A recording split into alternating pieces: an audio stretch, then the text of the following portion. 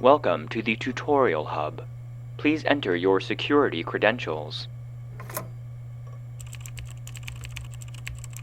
Welcome, Level 3 personnel. Please select a topic. A briefing on SCP object classes. All anomalous objects, entities, and phenomena requiring special containment procedures are assigned an object class. Object classes are for the purposes of identifying containment needs, research priority, budgeting, and other considerations. An SCP's object class is determined by a number of factors, but the most important factors are the difficulty and purpose of its containment. The primary object classes are as follows. Safe. Safe class SCPs are anomalies that are easily and safely contained.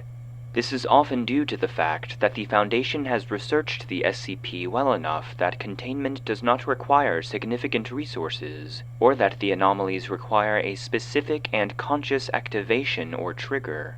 Classifying an SCP as safe, however, does not mean that handling or activating it does not pose a threat. Euclid. Euclid class SCPs are anomalies that require more resources to contain completely, or where containment is not always reliable. Usually this is because the SCP is insufficiently understood, or is inherently unpredictable. Euclid is the object class with the greatest scope, and it can be generally stated that an SCP will fall into this class if it does not easily fall into any other primary object class. As a note, any SCP that is autonomous, sentient, and/or sapient is generally classified as Euclid due to the inherent unpredictability of an object that can act or think on its own. Cater. Cater class SCPs are anomalies that are exceedingly difficult to contain consistently or reliably, with containment procedures often being extensive and complex. The Foundation often cannot contain these SCPs well due to not having a solid understanding of the anomaly, or lacking the technology to properly contain or counter it. Data redacted. Neutralized. Neutralized SCPs are anomalies that are no longer anomalous, either through having been intentionally or accidentally destroyed or disabled. An informal guideline for determining an object's most appropriate object class is known as the locked box test. An object is put to the test using the following thought experiment. If the object is locked in a box, left alone, and nothing bad happens, then the object can probably be classed as safe.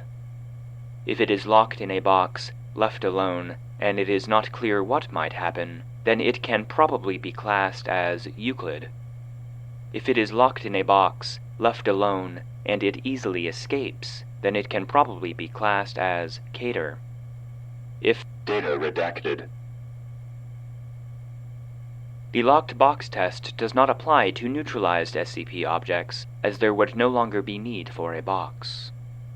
Note that, as a special consideration, something that is autonomous, alive, and/or sapient is almost always at least Euclid class. That is, if a living thing is locked in a box and forgotten about, it may eventually suffocate or starve to death, which may be considered a poor outcome. Something that is intelligent could also be smart enough to outwit its containment procedures, and/or stop cooperating with the Foundation's attempts to contain it, making it more dangerous than it otherwise might be. Please also note that an item's object class is more based on the difficulty of its containment than on the danger it otherwise poses. For example, a button that could destroy the universe when pressed would be classed safe, as it requires a specific and deliberate act to trigger, whereas a house cat with the ability to randomly switch places with another house cat anywhere on Earth would be considered Cater, as it could easily escape containment at any time. This concludes the tutorial.